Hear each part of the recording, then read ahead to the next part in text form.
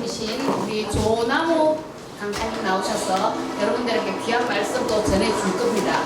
우리 시간에 휴대폰으로 이렇게 주의를 산만시키지 마시고 우리 강사님 나오실 때 박수로 환영해 주시기 바랍니다.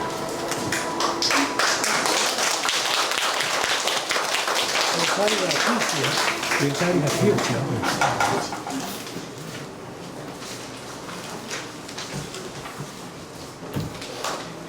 반갑습니다.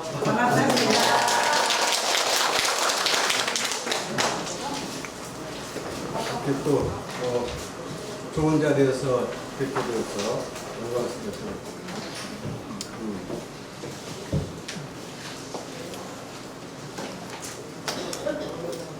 교재의 그 41페이지가 41페이지 한국의 가족 문화와 한국의 유행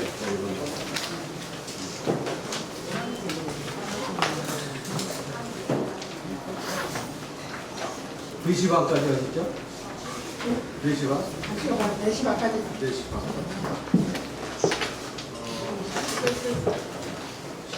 우리 여기 효사관학교 오래됐는데요. 벌써 19기. 해수로는 벌써 20년 가까이 됩니다. 10년 가까이 되네. 6개월씩이죠. 처음부터 여러 기별을 제가 감히 그것이 나왔는데요. 우리 여기 교장 선생님 성함이 뭐죠? 그 대단하신 분입니다. 어렵고 열악하고 크게 봐서 생기는 것도 별로 없는데 시민문화 향상에 적극적인 노력을 자주 하고 계십니다. 오늘 바빠서 제가 혼자 왔습니다만 오늘날 또 우리가 사는 사회가 모두가 다 행복하고 즐겁고 뜻깊게 되지만 더 좋은 그런 삶의 질을 향상하기 위해서 그런 시민활동, 좋은 학습의 기회가 시작된 것 같습니다. 이 시간에 제가 여기 교재에 보면 부산대학교 윤리교육과 교수라고 되어 있는데 교수는 교수인데 명예교수입니다. 명예교수. 이런 거면 제가 지난 8월에 정년을 했거든요. 부산대학교 82년도에 윤리교육과 전임 교수로 와가지고 35년 정도 근무하고 나이가 돼서 퇴직을 하고 그래도 지금 재직증명서 띄면 명예교수라고 되어 있어요.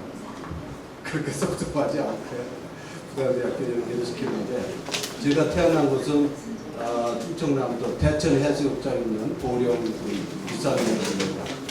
여기에 이제 청소년 그러한 데 생활을 하고 제가 대학 들어갈 무렵에 우리 형님들이 군대도 많이 가고 이래가지고 제가 4형제 중에 막내인데요.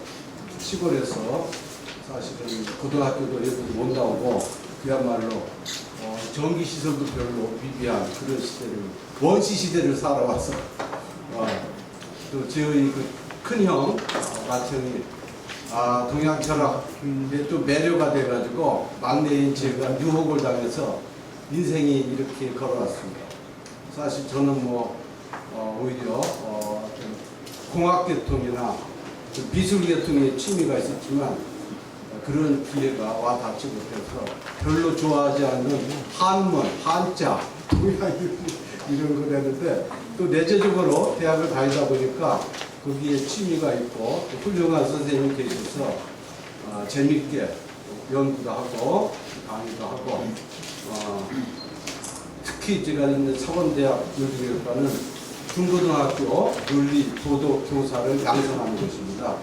저는 동양윤리, 한국윤리 이런 파트를 30여 년 동안 맡았는데 한자가 어렵긴 하지만 그래도 오늘날 좀 사람다운 삶을 살아가는데 나름대로 좋은 그런 소스를 만들면서 뜻깊게 생각을 합니다. 우리가 지금 이 한국의 가족문화, 수업 이런 것을 말씀드리는데 범위도 넓고 어렵지만 쉽게 여기에 계신 어르신들은 특히 표의 지도자적 그런 교육자적 입장에 영향을 발휘하실 분위기를 하기 위해서 계신 것 같은데 참 어렵습니다. 그죠? 어려워요.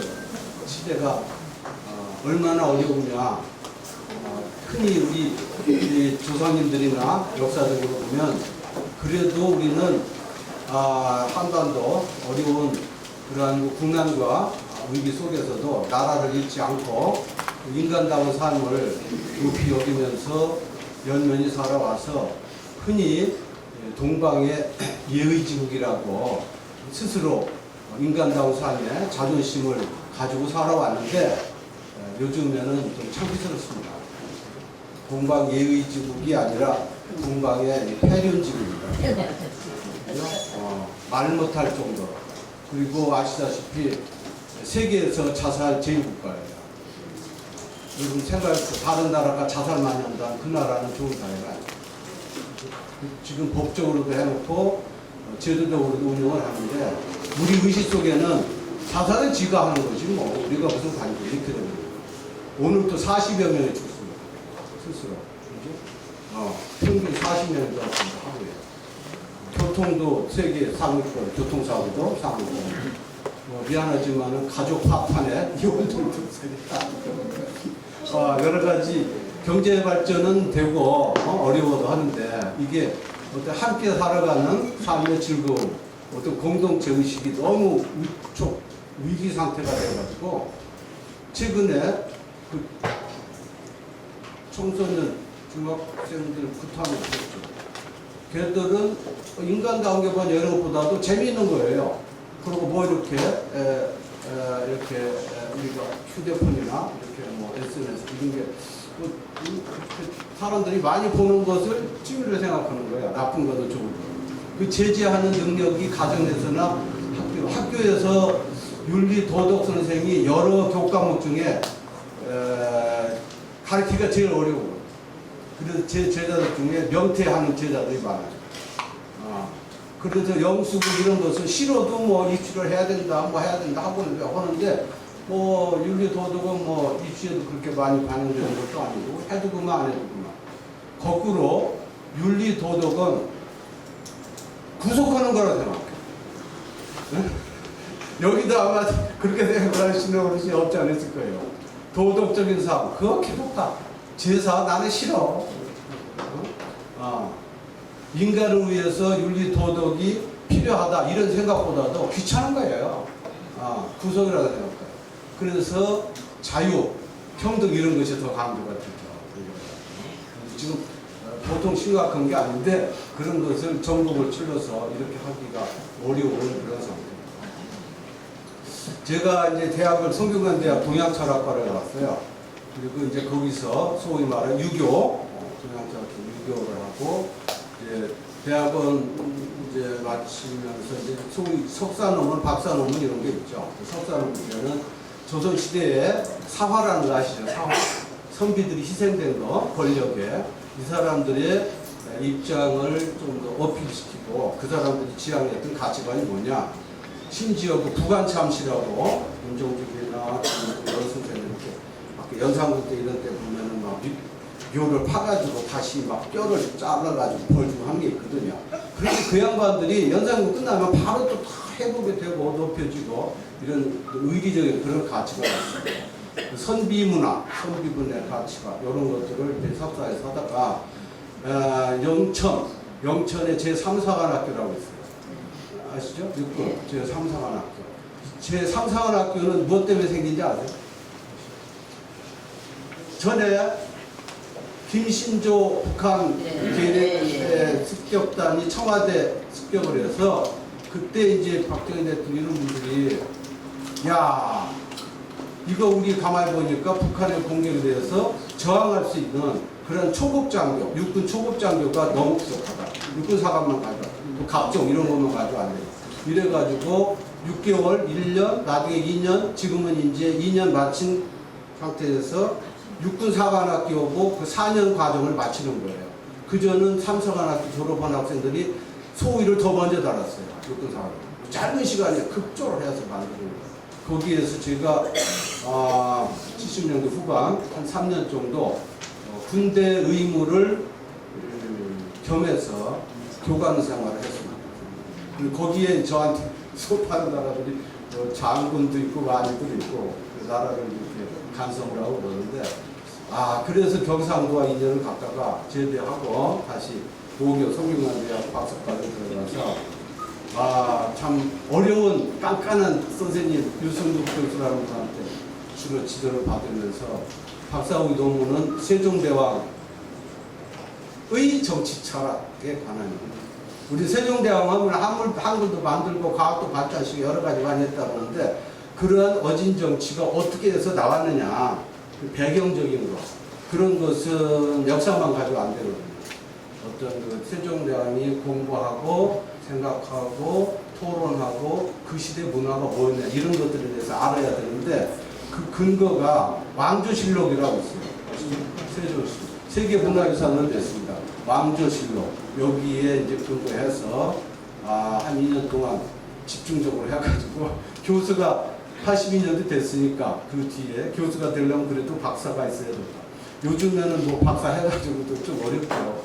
여러 사람들이 많고 그래가지고 제가 세종대왕을 연구하면서 오늘의 그 효와 관련돼서 본다면 여러분 잘 아시는 그 조선 왕조 이성계 혁명 했죠. 그렇죠? 고려 왕씨 때를 부시고요. 어떠한 이름을 걸어서든지 특히 저 우화도 해군이라는 거 아시죠? 우왕 때 중국 명나라가 크는데 명나라 커지는 그게 때리라는 거야. 그러니까 국제 정서로 보나 여러 가지 상황으로 안 되겠으니까 되돌이킨 것이 우화도 해군이죠. 그 같이 갔던 그 장군 또 누구 있죠? 황금을 보기를 뭘같이 최영 장군은 왕명을 받아서 그냥 하는 거예요. 그야말로 충신이죠. 그리고 우리 어렸을 때 그 노래가 있었죠. 이 양반은 어떻게 왕명을 거역한 그러나 이제 권력이 붙으니까 왕도 없애버리고 다른 사람하고 또 가짜다 뭐 이래 해가지고 그렇게 해서 혁명을 했는데 그 이성계의 자식들이 많죠. 그 자식들 많은 것 중에서 심센 놈이 다섯째 아들 방언이라고 세종대왕 아버지 그죠? 그런데 세종대왕 아버지죠. 이 성계의 첫 번째 부인 성이 뭐죠? 한씨라고 한씨. 두 번째 그럼 돌아가 있어요. 다시 했어요. 거기서 얻은 분이 강씨. 강씨. 그런데 거기서 아기를 낳죠. 그런데 11살, 19살 되는 애한테 차기 대통령이 있도록 세자를 책봉을 했어요. 어르신들이 첫 번째 부인의 소생 아들들이라면 어떻게 생각하겠어요? 그 20대 되는 그 젊은 내 아들들하고 고려 왕 때려 부셨어요. 그 당시는 집안에 군인이 있어요, 없어요? 고려 때는 국가적인 군대도 있지만은 집안에 군대가 있어요. 그렇죠. 사병이라고 그래요. 그런데 거기에 있는 군대들은 국가를 지키는 사람보다도 더 정예 분자가 있어요. 그러니까 이제 여러 왕들이 불만하는데 그 중에서도 세다는 것은 자기 힘도 세지만 그 밑에 부하들이 대단한 거예요. 요즘은 말하면 카리스마가 있는 거예요. 카리스마 아시죠? 내가 저 양반한테 걱정하지 않으면 내가 불안한 거예요. 내가 죽을까봐 그런 게 아니라 내 갈 길이 저 양반의 흐름 카리스마가 없으면 정치 지도자가 달아요. 그래가지고 어떻게 됐어요? 때려 부셨죠. 그런데 누가 있다고 그러죠? 정도전이 왕자들 큰 왕자들보다도 이 어린 그 첩이 아니라 후처죠. 이성계 그 양반 소생의 어린 애를 이렇게 이어가야 정도전이 이성계의 오른팔이거든요. 자식들은 딸이었어요. 모든 사상적 비판, 일교 관계, 그 다음에 정도전이라는 사람이 신원조회에서 좀 걸렸어요. 그죠? 신원조회라고 하죠? 예. 저도 여기 부산에 올 적에 신원조회 한 달 했어요. 요즘에는 그 약화되기도 했지만 컴퓨터는 대부분 나오지만 이 사람이 공무원으로 돼도 되는가 안 되는가 이걸 따지는 거죠. 그래서 고려시대 때 이런 때는 서경제도라고 그래가지고 누가 좀 과거 시험 합격돼서 발령을 내야 되겠는데 신분이 괜찮은가. 그런데 정도 전에 애할머니가 소생이 좀 천하고 약간 거기서 걸려가지고 이제 억하심정을 가지게 됐지. 그다음에 외교 정책이 뭘로 강해가지고 언양 이쪽에 귀향 오기도 하고 그랬어요. 그런데 이제 그때 공부를 많이 한 거야. 특히 왕이 왕답지 않으면은 못하면은 갈아치워도 된다. 라고는 혁명 사상이 맹자라는 책이 있어요. 맹자 아시죠? 오노 맹자. 맹자 속에는 왕이 왕답지 못하면 갈아치워도 된다. 이런 게 있어요. 무섭죠? 무섭죠. 서울을 바꾸는 게 역성혁명이고 왕조는 바꾸지 않지만은 왕이 왕답지 못하면 가르치어도 된다. 이것이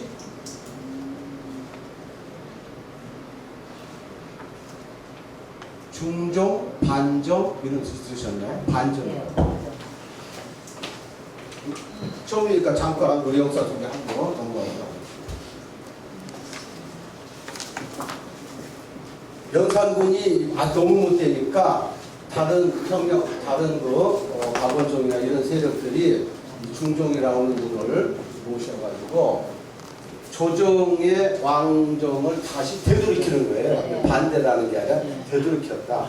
우리 조선 500년 두 번 있었어요. 이제 광해군이 몰려나고 연산군이 요즘 제사도 못 받아요. 왜 그런 거? 왕이 했지만 왕으로서 의미를 지속하는 게 아니라 폐부시켰기 때문에 안 돼요.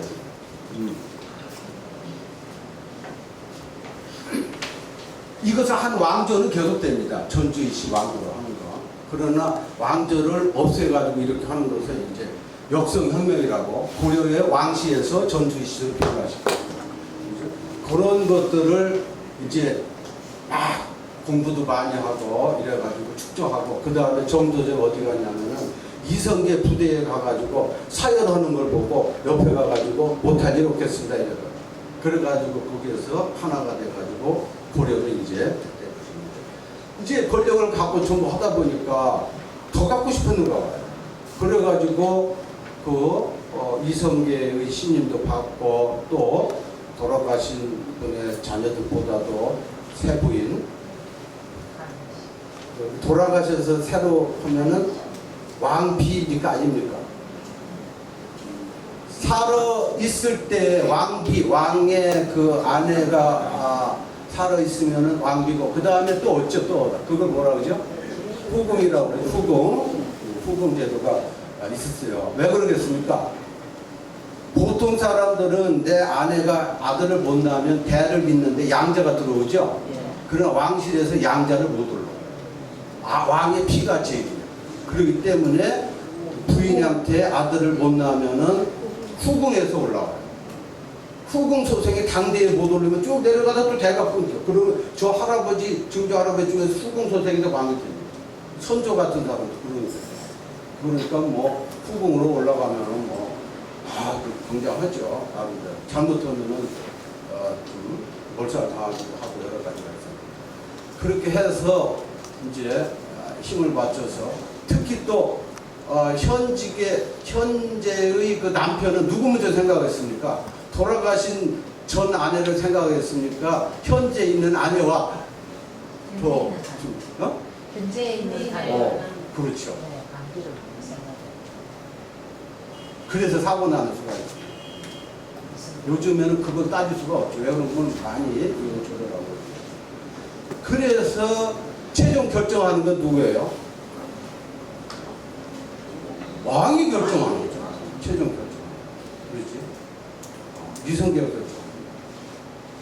그래 이게 이제 뭐 이복 동생 죽이고 계몽도 죽이고 이렇게 하니까 어떻게 돼? 이성계 뿅 돌았겠죠. 이씨, 니들이 이렇게 해가지고 이제 뒤치고 나온 거예요. 그것이 두 번째 왕 정종입니다.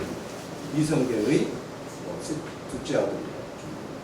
그런데 이 양반이 힘이 없어. 사람들은 어디에 모이느냐? 다섯째 아들, 이 방언한테만 사람들이 모이는 거예요. 그런데 이제 우리가 상거를 잘해야 되거든요. 상 주고 벌 주는 걸. 별로 아는 사람한테 상을 많이 주고 잘하는 사람한테 상적 주고 하면 여기서도 분란이 일어나요. 그렇죠? 선거 후유증도 마찬가지. 선거에 대통령 만들었는데 누구는 별거 없는데 그 사람 많이 주고 말이야. 정책 내고 다 개발을 못했는데 뭐 직함도 안 이러면은 또 후유증 나요. 그래서 첫 번째 왕자의 난에서 평가를 아주 유감스럽게 받았다고는 박포라는 사람이 있었대요. 이 박포라는 사람이 고자질을 한 거야. 동생 방원이 형님 방관 당신을 죽이려고 합니다. 이렇게 고자질을 해가지고 그 틈새를 벌려가지고 2차 왕자의 난 형제간이 만든 사람이 박포라는 사람이 있어요. 박포의 난이라고 해요. 박포. 자, 그런데 진정으로 효성이 있다면 그 치경돼요. 그래서 쫙 첫 번째 부인한테 난 그 자식들이 많이 있는데 거기에서 이성계 아버지를 생각하는 효성이 있다면 형제간에 싸우겠습니까? 싸우지 않겠습니까? 못 싸우죠. 그러니까 조선 왕조가 유교로 시작됐지만 진정으로 효성을 잘 못해요. 그 싸움이 일어나니까 미친놈들아 니들이 애비가 다르냐 어미가 다르냐 이런 가지고 막 말려도 못 말려요. 그런데 이 방언의 세력이 세죠. 세가지고 이제 형님을 죽이지 않았어요. 그때 지혜를 준 사람이 누구예요? 두 번째 왕자의 난에 지혜를 정보를 입수해가지고 바로 무기도 사쪽에 무기도 딱 갖춰서 이길 수 있도록 한 사람이 이 방언의 부인이에요. 민씨 아시죠? 민씨 드라마도 나오죠. 연상의 여인 나이가 둘이에요. 거기서 이겼어요. 그래가지고 이제 정권을 잡는데 그 정정이라는 형이 무섭거든. 내 동생이 식권을 다 무서워. 나 아무 못하겠다. 네가 해라. 네가 해. 그래가지고 태종이 나온 거야. 그죠? 태종이라는 거야. 그때 이제 태종이 효도한다고 저기 함흥에 가 있는 아버지한테 뭐 사자를 보내가지고 효성을 지급하고. 그런데 어떻게 돼요? 거부하고 그 신하를 때려 죽였다고. 그것이 유명한 함흥차사라는 겁니다. 함흥차사. 그죠? 보내서. 그래 참 기가 막히죠. 왕실을 보면. 그 다음에 조금만 더 말씀드리면 태종이 돼가지고 그 다음에 이제 세종대왕 아버지 방원이라는 사람이 아들이 4명인 거예요. 그러는데 첫째 아들한테 한 10몇 살 정도 되니까 이제 왕으로 넘겨주겠다고, 그죠? 이제 세자를 책봉을 해서 자기가 40살 정도 되는데 왕으로 넘겨주겠다고 이렇게 해요. 그래서 신하들이 막 울어요. 지금 말에 젊고 늙지도 않으셨는데 무슨 나라의 왕권을 넘겨주시느냐. 막 울면서 반대하는데 그 처남들, 처남들이 그냥 아니면 얼굴 표정 관리를 잘 못한 거야. 그 첫째 세자가 양녕대군이라고 아시죠? 양녕대군. 이 양녕대군이 되는 걸 은근히 바라는 거야. 그런데 이 양녕대군은 미래의 왕 될 감이 못 돼. 왜 그런가 하면은 팔석이나 좋아하고 놀기나 좋아하고 기생들 특히 남의 종중에 있는 그 왕실 어떤 사람의 어리라고 이 사람까지 취하고 뭐 월담을 하고 놀고 최고의 이러니까 몇 번 해도 안 되거든. 그래가지고 타일고 하다 마지막에 최종적으로 태종 아다들한테 구시키는데 이놈이 대들었어. 아버지는 뭐 이건 아니다 해가지고 가르치고 그 아버지의 결단이 없었다면 우리나라 세종대왕이 없고 훈민정음도 없습니다. 아버지의 결단. 그렇죠? 그런데 그 두 번째 이렇게 넘겨주려고 그러다가 이게 신하와 그 처남들의 속마음이 뭔가를 살펴본 거야. 독심술이라 상대가 이렇게 하는데 저 사람이 무슨 마음 어떻게 나오나. 신하들은 다 오는데 이 사람들은 그냥 약간 속으로는 좋아하는 것 같죠. 나중에 그것이 꼬투리가 돼가지고 자기 처남 4사람 다 죽입니다. 상상해보세요.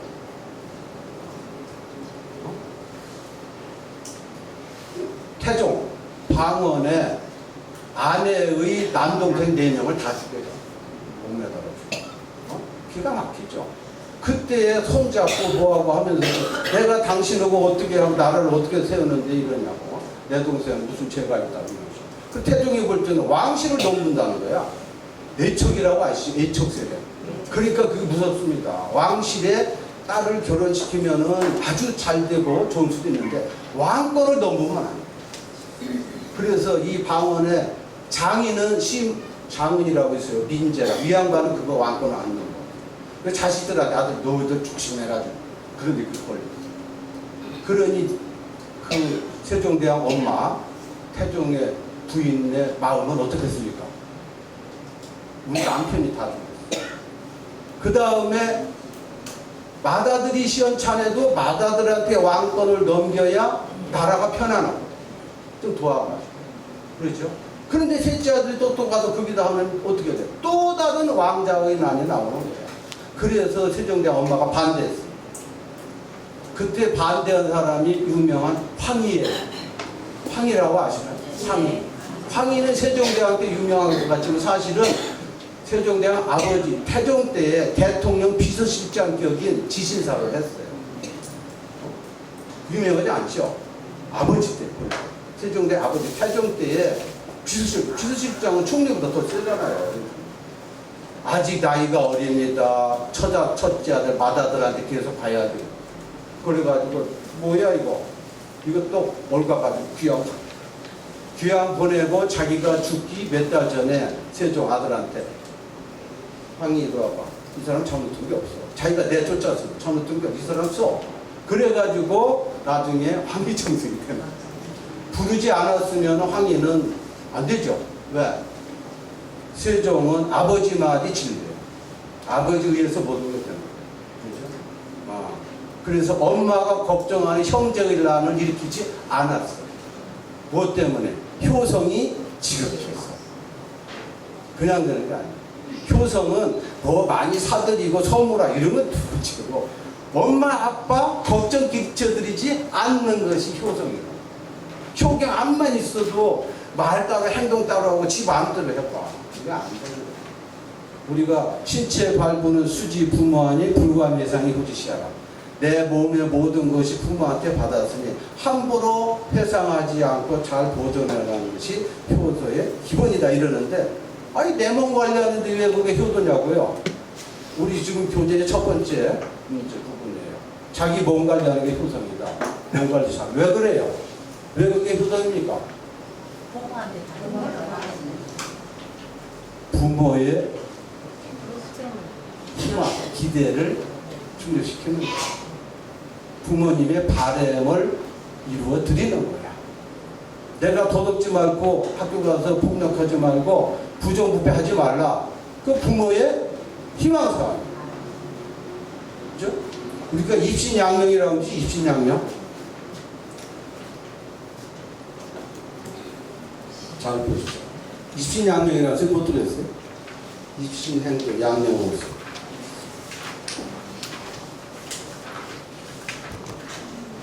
우리 교재 49페이지에 보십시오.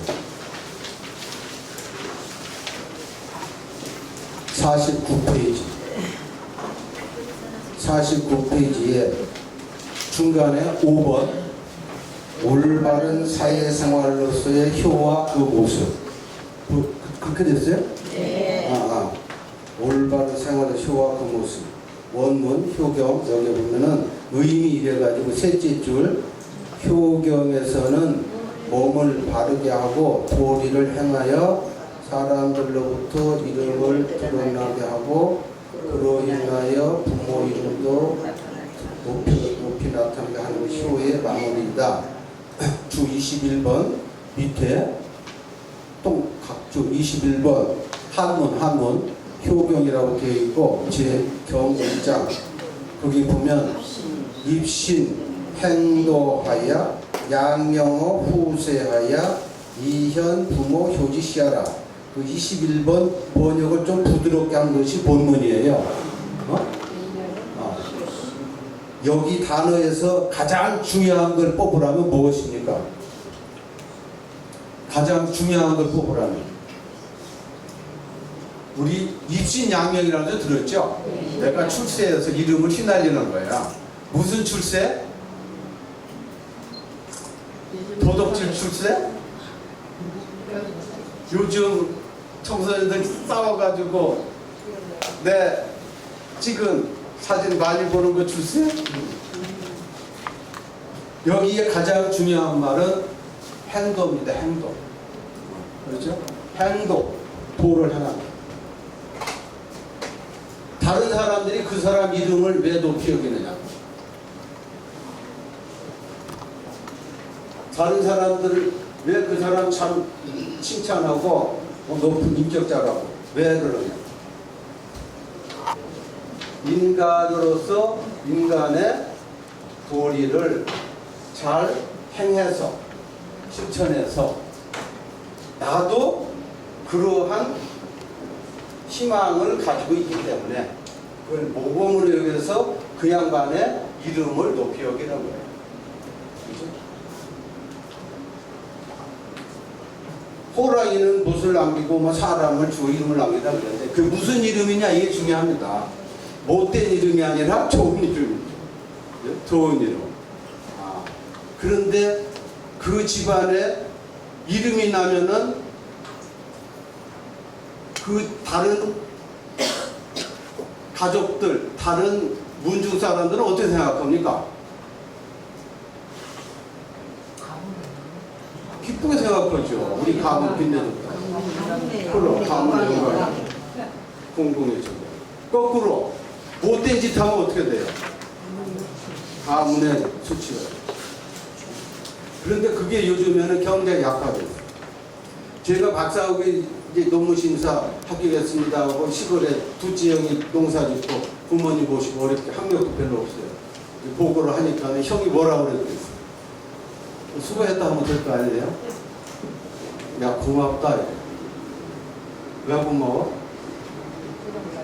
우리 집안 바람내 주변에 형님도 박사하고 내 아우도 박사니까 자유한 것처럼 집안에 영감을 줍니다.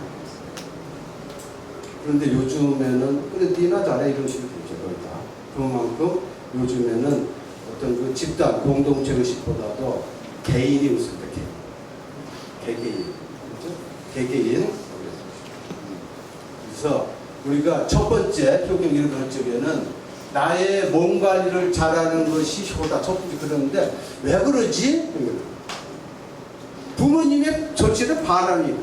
그러니까 그 전에 TV 같은 데 선전할 적에도 야 개구장이라도 좋다. 어떻게? 튼튼하게만 잘한다. 거꾸로 내 자식이 있는데 내 자식이 어디서 다치거나 얻어 터지고 오면은 이게 기분이 나쁜 거예요. 그래서 요즘에도 애들 싸움이 어른 싸움 되는 그런 거예요. 그렇죠. 그게 다른 것은 아니지만 때리고 와서 잘했다는 것도 별로 안 좋은 것이지만 얻어 터지고 오면 진짜 나쁘고. 경험해보시는지 모르겠지만 저는 경험해봤습니다. 제가 남매가 있는데 아들아이가 뭐 고등학교 다녔는데 그때 얻어 터지고 와가지고 집에서 말을 못하죠. 왜 말 못합니까? 청소년들 어디 얻어 터지고 오면은 보복당해요. 아시죠? 지금 어느 데서도 여학생들한테 보복을 해요. 가만히 있으면 되는데 왜 그렇게 얘기했어? 조지는 거예요. 그리고 얘가 이제 샤워를 하다가 이렇게 이제 멍들고 이런 거 엄마한테 들킨 거예요. 그래가지고 자꾸 따지니까는 그래도 맞았다고. 어느 정도 맞으냐니까는 안경이 안 떨어진다고 그러더라고요. 그 소리를 내가 간접적으로 들으니까 이게 속에서 쫙 이거 그래 어떻게 하겠습니까? 선생님들 같으면 어떻게 하시겠어요? 누구야 하고 쫓아가서 하면은 더 아파요. 해결책은 선생님 만나 선생님 담임 선생님 한번 뵙겠습니다 해가지고 식사 얘기하고 나는 그 선생님을 뵙고 지금 현재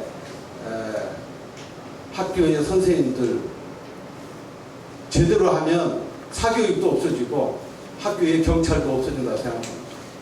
그 선생님이 뭐라고 하냐면 알겠습니다. 학생들 모르게 정리하겠습니다. 이렇게. 학생들 모르게? 진짜 어려워요. 걔들 우리가 막 그들 모르게 조절을 해야 돼요. 유치한 선수, 국어 선수 담당 잊어버리지도 않아. 내가 너무 충격을 받아. 그 다음부터는 문제가 없었어. 학생들 문제를 가장 잘하는 거 현장에 있는 선생님들. 사명감이 있으면 다 합니다. 그 다음에 선생님들이 다 나쁘면 해요. 골아프거든 여러 가지. 그러니까 아이 내가 이렇게 하고 엄마 이렇게 뒤로 하니까 안 되지. 단합을 해봐요. 열심히. 저도 저기 큰형님이 강원대 교수하다가 돌아가셨는데 정년도 못하고 돌아가셨어요. 거기까지 65세 정년이니까 축하하니. 아, 그 양반이 이제 고등학교 교사를 했어요, 서울에.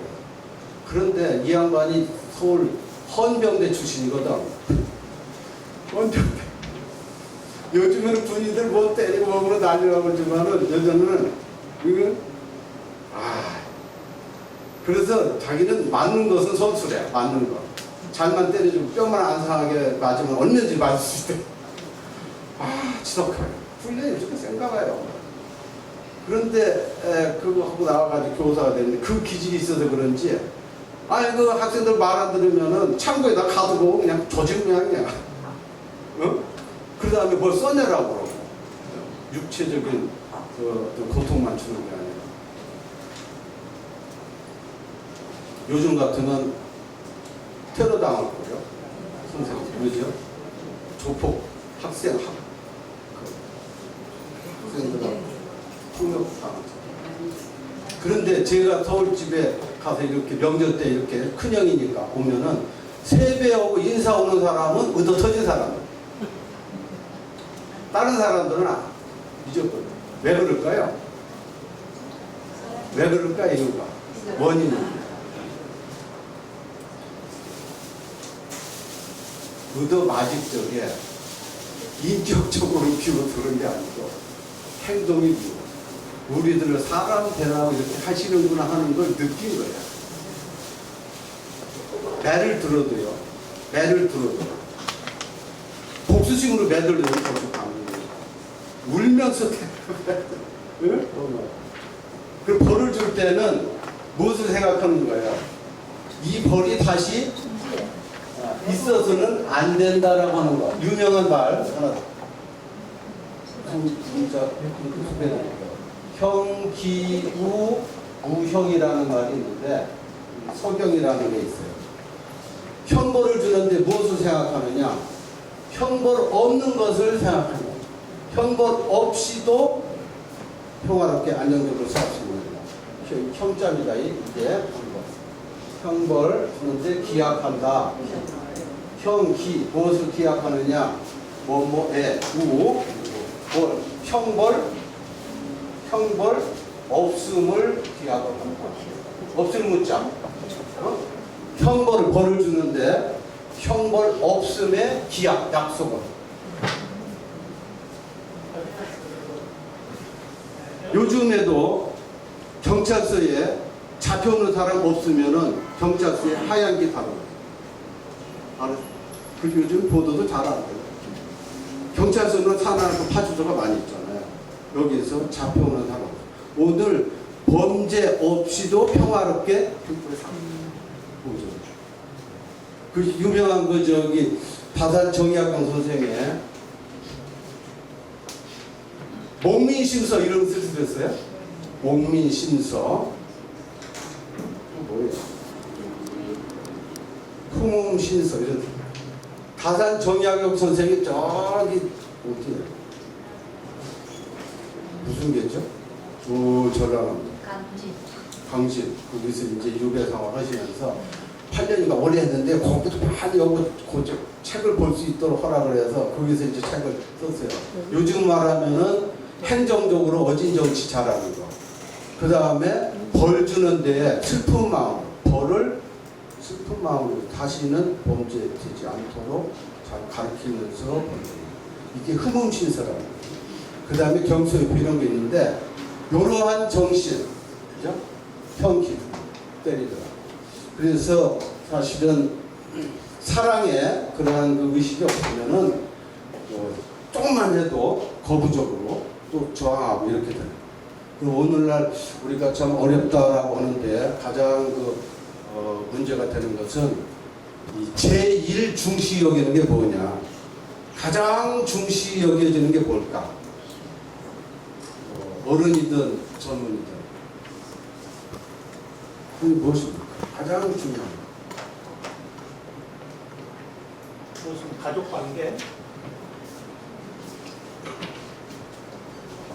가족과 함께 가장 중요하죠. 그런 질문하시죠.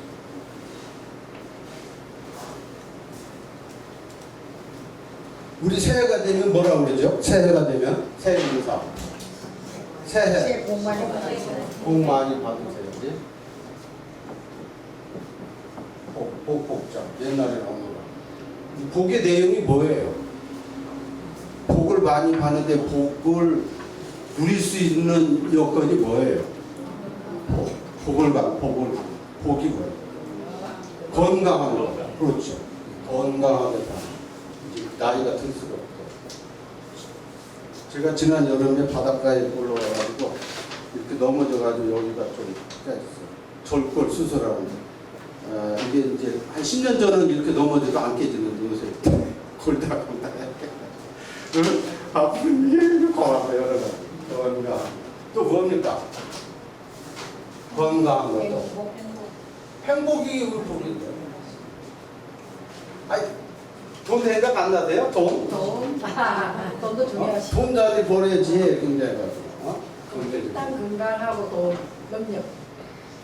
또 뭐가 있어요? 명예.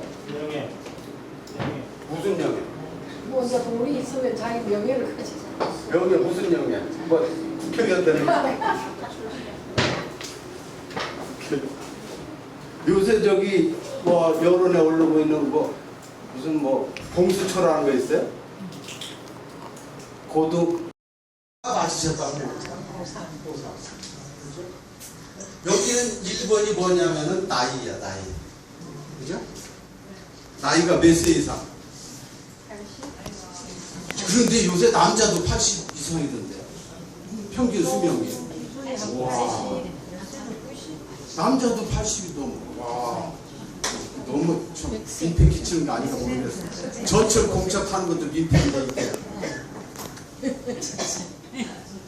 옛날에 오래 살았다라는 기준이 몇 살이겠어요? 잘하시네. 해봐요.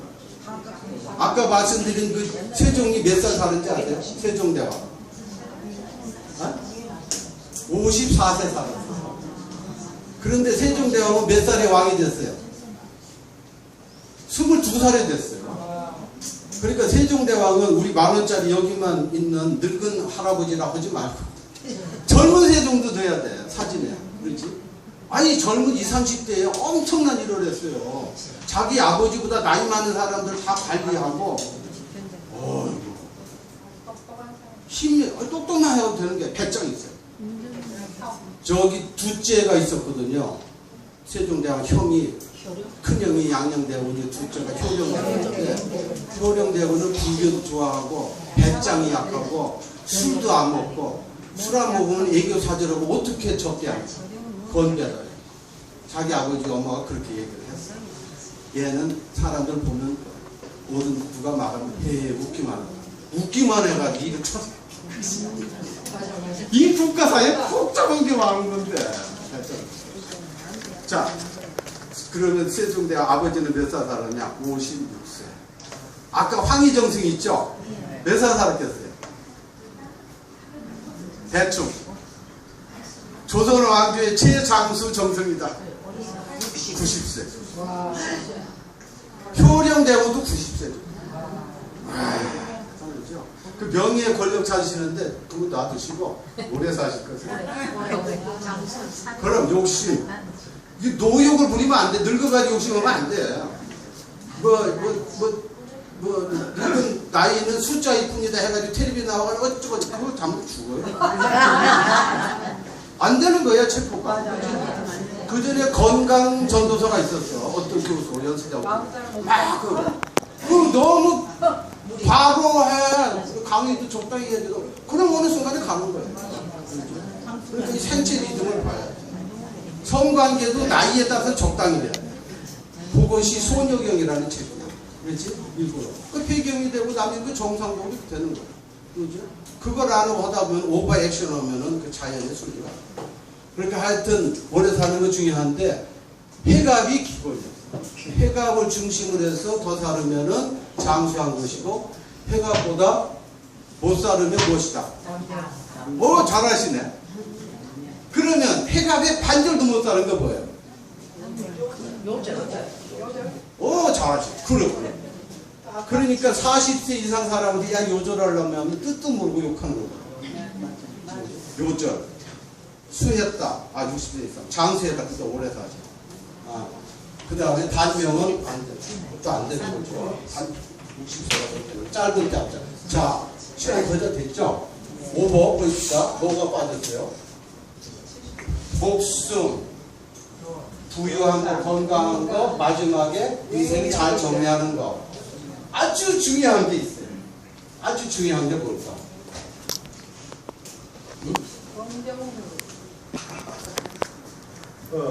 도덕적으로 사는 것을 좋아하는 거야. 도덕이라고 해가지고. 도덕. 이야, 이건 말씀을 이제 결론적으로 드리고, 우리가 효리 뭐 이런 문제, 그것을 교재를 참고해 보시고요. 이 도덕 덕자이죠. 도덕 좋아하는 것의 정도가 높은 도덕 실천. 이 도덕이 뭐냐? 쉽게 말하면 인간다운 도리를 실천하는 거예요. 인간답게 사는 거예요. 좀 더 구체적으로 보면 뭘까? 저한테 제가 집에 가면 할배 노릇 제대로 하고 남편 노릇 제대로 하고 남편 노릇 제대로 하려면 내가 여자 너무 만나면 안 돼요. 그렇죠? 만나려면 몰래 만나. 숨쉬고 말하지 마. 몰래. 그 다음에 제 며느리한테 시아버지답게 하고. 그러죠? 사촌 조카들한테 작은아버지다. 그 쉽지 않아요. 근데 조카가 수십 명이 되거든. 그렇죠? 명절 때.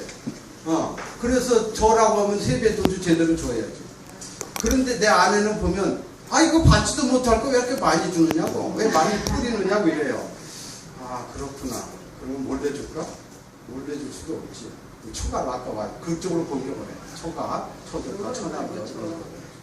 그런데 나는 뭐 자랑이라기보다도 그렇게 하는 것이 또 내가 큰형님과 같이 살았기 때문에 그 장조카들 돌아가셨으니까 보살펴 주는 것이 내가 흐뭇해요. 보면 흐뭇해. 그런데 형수님한테 잡혀주다가 들켰죠. 형수님 돌아가셔서, 형님 돌아가셔서 너무 안 됐어서 이제 월별로 몇십만 드렸는데 이게 이제 요즘처럼 간단히 하면 되는데 동생 전 잘 받아서 이 전화를 내가 받아야 하는데 아내가 받아. 그래가지고 무시한다. 나한테 상의도 안 해. 주는 게 문제가 아니니까. 왜 그런 거? 그런 말 한 거죠. 그래서 내가 죄송합니다. 자, 이 덕이라고 하는 것은 별거 아니야. 자기 유가가 가지고 있는 이름을 더럽히지 않아. 그걸 논어 같은 데서는 정명이라고 해요. 정명. 자기 이름에 부끄럽지 않게 뭐뭐 탔다. 바르게 자기 이름에 교수는 교수다워야지. 여학생 보고 사람 말이야. 성적인 충동은 그러니까 아이쁘다. 그런 권리 뭐가 있냐. 요즘에 그거 많아요. 저희 학과 교수도 옮겨졌어요. 전에. 그런데 자기는 좋다고 그러냐. 받는 쪽에서 기분 나쁜 거야. 자존심 든다는 거야. 자기 친구들이야 뭐 남녀관계 뭐 안고 뭐 별거 다 하지. 그 어른이라는 사람이 말이야. 내 소중한 걸 함부로 이렇게. 기분. 그전에는 뭐야. 이거 좋아서 그런 줄 알았지. 요즘에는 그게 싫은 거예요. 싫으면은 그게 걸려요. 말로서 상대방을 무시한 게 뭡니까? 말로서 무시한 거. 그걸 희롱이라고. 용어를 잘 보세요. 용어. 희롱. 용어는 말이에요. 말을 넘어서서 이제 몸짓으로 행동으로 적극으로 어깨를 축고 힙으로 톡 치고. 그렇죠? 그것은 그 단어를 잘 외우시죠. 그러니까 성추행이라고 그래. 추행. 그래서 엘리베이터 타고 가서 여학생이 이렇게 옮기는 것 같고 어린이가 너무 귀여워서 군대를 톡 쳤어. 그 재판에 들어갔어. 할아버지가. 그것은 크게 문제가 안 되는 것 같다. 무죄했는데 2심에서 이것은 의도적으로 무시한 거예요. 300만 원. 아시죠? 아마 또 할 겁니다, 대부분은. 그게 뭐냐면은 우리 아까 보신 헌법 10조예요. 인격을 보도구만. 특히 성적 수치심을 야기하면 여자뿐만 아니라 여성이 남자 그렇게 해도 안 돼. 남자는 요즘은 또 강한 여자도 나오고. 첫 번째 성희롱, 두 번째 뭐예요? 성수행, 세 번째 성폭력. 이야 잘하신다. 세 번째는 강제적으로 성관계 싫은데 그 전체 성희롱, 성추행, 성폭행을 전체 포괄하는 단어가 폭력. 언어도 폭력. 알았죠? 그 용어가 그렇습니다. 자 마지막으로 합니다. 선생님 일어나십니다. 자 5복의 내용이 무엇이다? 바로 목숨 오래 사는 거, 건강하게 살고 부유하게 살고 도덕적으로 사는 것을 행복으로 여긴다. 오케이. 왜 그래? 왜? 나는 인생의 도덕적인 주체야. 바르게 살고자 하는 나는 주체라고. 그 누가 보도나는 거야. 바로 이런 것 때문에 나다운 거로서 자식 사랑하고 나다운 거로서 부모 공경하는 거야. 나라고 하는 자각의식이 남을 해치는 게 아니라 나는 올바로 살아가는 도덕적 삶의 주체라고 하는 자존심이 있는 거야. 누구한테 무시당해도 안 되지만은 도덕적인 자존심을 일깨워주는 거야. 그것도 어떤 바탕에서 나는 혼자 사는 게 아니라 함께 살고 있다. 가족적으로 함께 살고 있고 이웃과 함께 살고 있고 이 시대를 함께 살고 있다. 그래서 자비도 되고 선행도 되고 봉사도 되고. 그래서 만약에 선생님들께서 아이들 가르친다면 그 교육받는 학생들 입장에서 얘기를 해야 됩니다. 이렇게 하라 하면 안 돼. 아까 여기서 효행을 모범을 보여야 한다고 그랬죠. 돌아가셨으면 돌아가신 분에 대해서 이번 내가 추석 때 이렇게 기리고 있다. 살아있을 때 내가 이렇게 했다. 그 다음에 이제 우리 가족 화목을 위해서 너희들이 이렇게 살았으면 좋겠다. 이런 걸 하면 우리가 정신 건강도 좋아지고 동강의 예의지국이라는 이름을 다시 찾게 되지 않을까. 수고하셨습니다. 수고하십시오. 강의 잘 들었습니까? 네. 많은 걸 배웠죠? 네. 정말 그저 오늘 좋은 강의를 해주신 우리 조나복 교수님께 다시 한번 큰 박수.